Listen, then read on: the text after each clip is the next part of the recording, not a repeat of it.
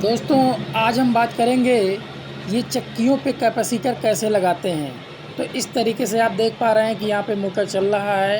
अब हम देखते हैं कि कंकस्टर लगा के बिना कैपेसिटर के जो करंट चल रहा है वो कुछ इस तरीके से देखिए। इसमें दिख रहा है एक फेस में 9 एम्पीयर दिखा, इसमें 7.6 कुछ दिख रहा है। अब इसमें तीसरे वाले फेस में आप देख पा रहे हैं कि 11.04 या 11.25 इस समय आपका जो चक्की है ये चल रही है। तो इस तरीके से करंट इतना ज़्यादा दिख रहा है। अब यहाँ पे देखेंगे जो वोल्टेज है 237 वोल्टेज, ये वाई बी पे ये करंट है। और आपका ये देख पा रहे हैं जो पावर फैक्टर है 0.78 है और लोड 6.45 चल रहा है किलोवाट। अब हम एक कैपेसिटर यहाँ पे इंस्टॉल किया जाएगा तो कुछ इस तरीके से दिख रहा है।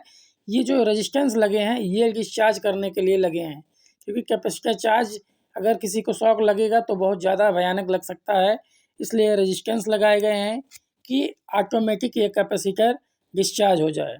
और ये देखिएगा ये स्टार डेल्टा स्टार्टर है जो पुश बटन के द्वारा ऑन किया जाता है। इसके इंटरनल संरचना कुछ ये आप देख पा रहे हैं, इंटरनल संरचना इस तरीके से है। अब हम इसके डायग्राम के बारे में देखेंगे तो ये जो स्टार्टर था इसका डायग्राम कुछ इस तरीके से दिख रहा है और ये कैपेसिटर को लगा दिया गया है। इसके इंटरनल संरचना में आप देख पा रहे हैं कैपेसिटर इंस्टॉल हो गया है। अब हम इसे चेक करेंगे कि यह सही है कि नहीं है। अब कैपेसिटर लगाने के बाद हम चेक कर पा रहे हैं कंकस्टर में 0 एम्पीयर करंट आ रहा है, क्योंकि अभी मोटर को चालू नहीं किया गया है। तो ये बहुत ज़रूरी है कि 0 होना चाहिए। अब देखिए मोटर चालू हो गया है। अब यहाँ पे जो करंट आ रहा है वो 6.17 ये आपके कैपेसिटर में आ रहा है। जो पावर कैपेसिटर लगा है इतना एम्पीयर करंट को रिड्यूस करेगा ये कैपेसिटर। तो कैपेसिटर जो पावर है, अब हम जब लोड पे चलाएंगे तो लोड पे चलने के बाद देखिए ये 5.79 दे रहा है। और ये फिर देखिए इसमें जो वोल्टेज है वोल्टेज भी बढ़ गया 242, 243, 238। और जो पावर फैक्टर की बात कर रहे हैं देखिए यूनिट हो गया 1.00 हो गया।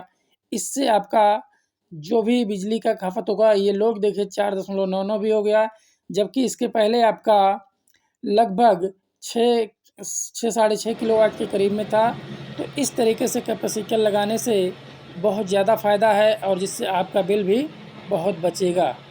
धन्यवाद।